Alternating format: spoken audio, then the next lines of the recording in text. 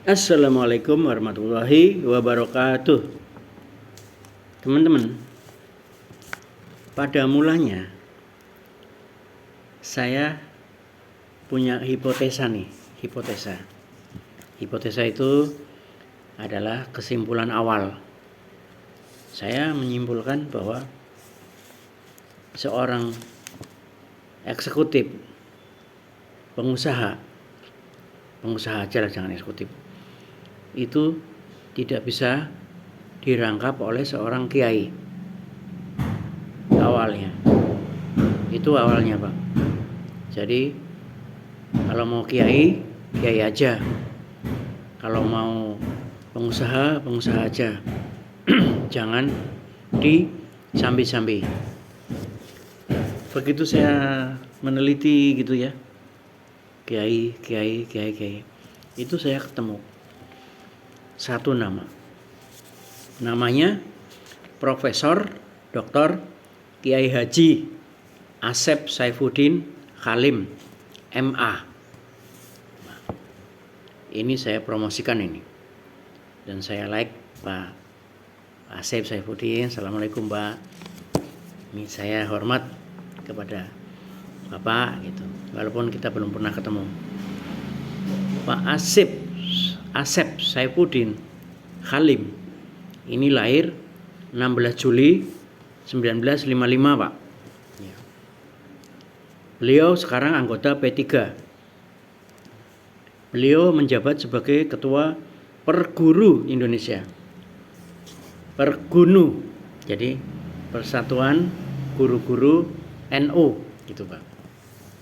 Beliau juga guru besar bidang sosiologi UIN Sunan Ampel, Surabaya. Dan waktu mengukuhkan sebagai guru besar, ini hadir Pak Joko Widodo. Pak Asep itu putra dari Kiai Haji Abdul Halim. Itu adalah pendiri NU Majalengka. Dia di Mojokerto, Banyuwangi. Beliau juga ikut Komite Hijaz Pak. Tahu nggak Komite Hijaz itu adalah? Itu komite yang dipanggil oleh Raja Arab Saudi. Waktu itu ada keperluan apa, meminta diskusi dengan beliau. Ini Pak Asep itu dipanggil Pak. Pak Asep Saifuddin lahir di Cirebon, Jawa Barat. Orangnya gigih, ulet di bidang pendidikan. Ya. Jadi ini sekaligus menguatkan bahwa pendidikan itu sangat perlu Pak. Dari kecil beliau menjadi bintang kelas. SMP kelas 2 dia ingin keluar waktu itu. Alasannya apa? Mau jadi pengembala kambing Pak, kayak nabi-nabi gitu. Jadi beliau terinspirasi sekali dengan kisah para nabi. Nah, Pak Asep Saifuddin Khalim ini, dia itu bukan pemimpin yang otoriter, tapi beliau mementingkan tujuan bersama.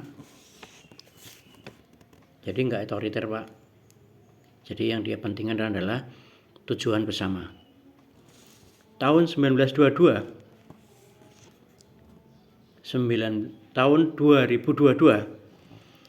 beliau masuk ke Harian Bangsa Surabaya sebagai pimpinan visioner dan inspiratif. Jadi masuk mendapatkan gelar pimpinan visioner dan inspiratif gitu Pak. 2021 beliau menjadi tokoh pendidikan Islam yang menganugerahi award ini adalah Accurate Research and Consulting Indonesia,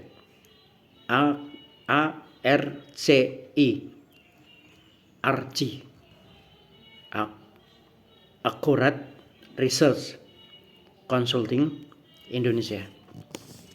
Nah, begitu Pak. Jadi pengembaraan beliau itu dari Jember, Banyuwangi, Lumajang, Bandung, Jakarta, Banten, dan Palembang untuk belajar ini Pak.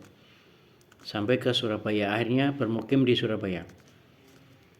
Dan pernah menjadi kuli bangunan Pak. Kuliah sejarah IAIN Surabaya dan bahasa Inggris.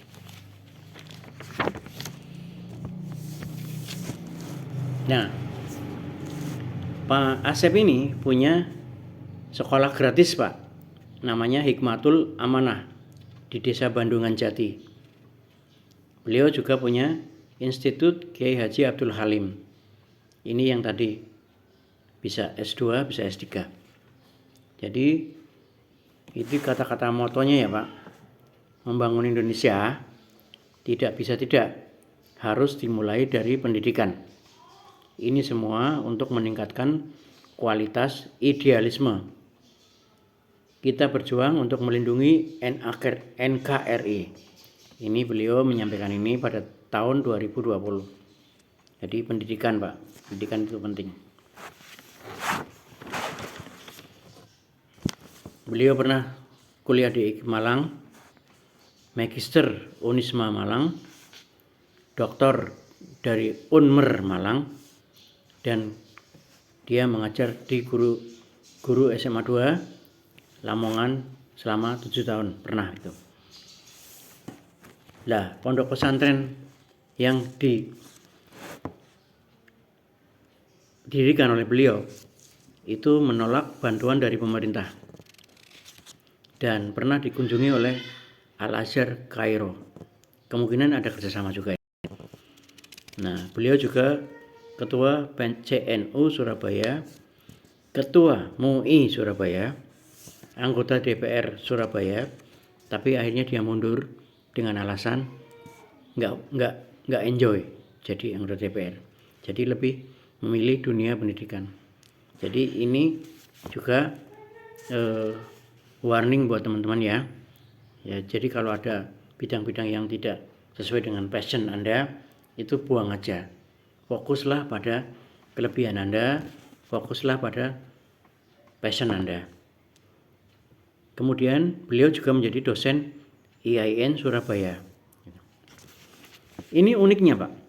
Jadi kalau Anda pergi ke Kiai, itu biasanya Anda membawa amplop kan, memberi bingkisan kepada Kiai. Tapi kalau Pak Asep, Anda berkunjung ke Pak Asep, itu Pak Kiai yang memberikan amplop kepada Anda.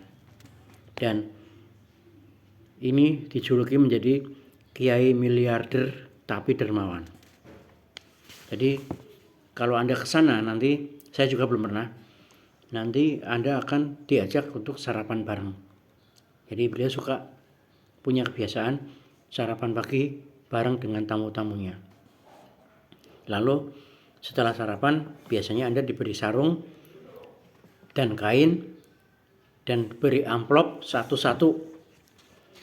Jadi buku miliarder tapi dermawan itu sudah diterbitkan Pak. Anda kalau mau beli silahkan. Niat yang tulus karena pemasukan memang ada, karena uangnya ada Pak. Pondok pesantren Amanatul Umat Surabaya, ini pondok pesantren beliau, dan Mojokerto. Jumlah santrinya 12.000 ya.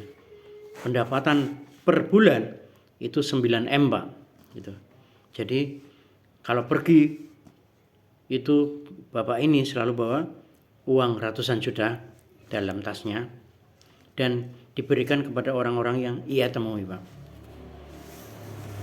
Lulus pesantren itu dia menjadi guru honorer pertama kali sejarahnya Pak.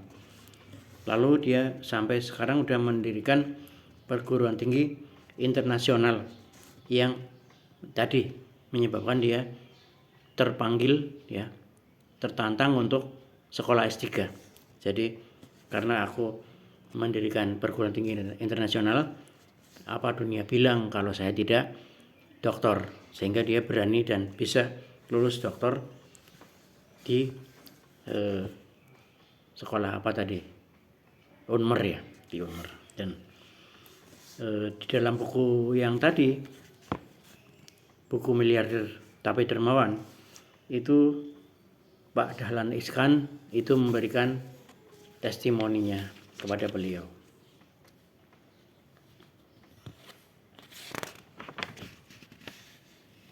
Ya, saya kira itu Pak catatan yang saya sempat catat mengenai Pak Asep Saifuddin Halim, Prof. Itu. Jadi persepsi atau hipotesa saya bahwa kiai tidak bisa menjadi pengusaha itu ternyata keliru Pak. Dan kalaupun ada kiai yang tidak bisa jadi pengusaha, itu mungkin caranya yang salah. Terima kasih. Assalamualaikum warahmatullahi wabarakatuh.